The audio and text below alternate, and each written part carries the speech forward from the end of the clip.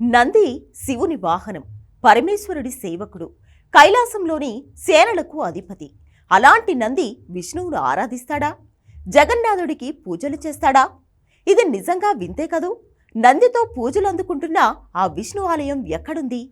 ఆ వింత గురించి మనము తెలుసుకుందామా? మన దేశంలో ఏ శివాలయం చూసినా శివలింగం ఎదురుగా నంది ఉంటుంది.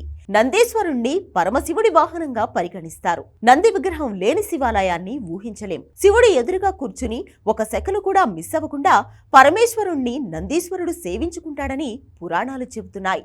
మహాశివుడి పరమభక్తుడు, సేవకుడు అయిన నంది మహావిష్ణువును కూడా ఆరాధించాడట. జగన్నాథుణ్ణి పూజించాడట.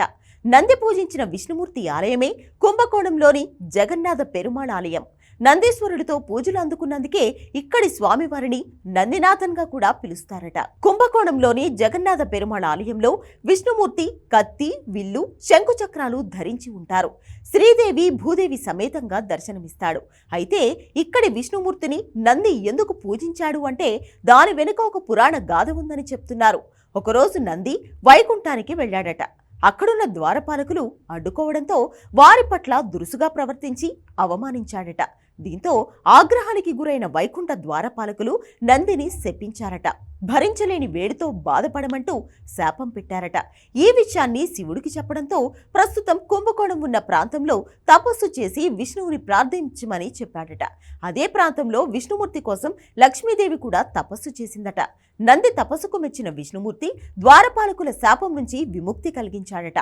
అందుకే నందీశ్వరుడు కుంభకోణంలోని జగన్నాథ పెరుమాళ్ ఆలయంలో స్వామివారిని పూజిస్తూ ఉంటాడని పురాణాలు చెప్తున్నాయి. కుంభకోణంలోని జగన్నాథ పెరుమాళ్ ఆలయంలోని ప్రధాన గర్భగుడిలో నందీశ్వరుడి విగ్రహం కూడా ఉంటుంది. ప్రతి సంవత్సరం అక్షయ తృతీయ సమయంలో ఆలయంలో ఉత్సవాలు నిర్వహిస్తారు. విష్ణువు అనుగ్రహం కోరుతూ నంది తపస్సు చేసిన ప్రాంతం గనుక ఈ ప్రదేశాన్ని నందిపుర విన్నగరం అని కూడా పిలుస్తారు. ఈ ఆలయం పూరి జగన్నాథ ఆలయాన్ని పోలి ఉంటుంది. అందువల్ల దక్షిణ జగన్నాథం అని కూడా అంటారు.